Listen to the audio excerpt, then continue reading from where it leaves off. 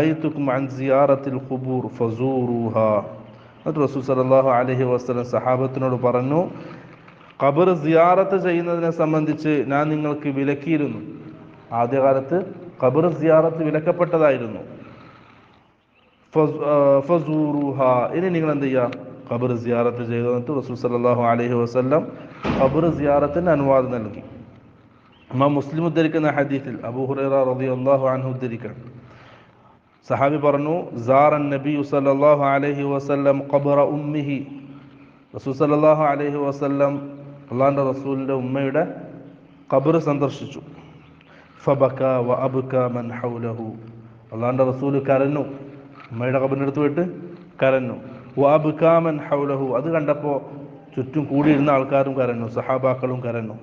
ഫഖാല, റസൂൽ സല്ലല്ലാഹു അലൈഹി വസല്ലം പറഞ്ഞു, ഇസ്തഅ്ദൻതു റബ്ബി ഫി അൻ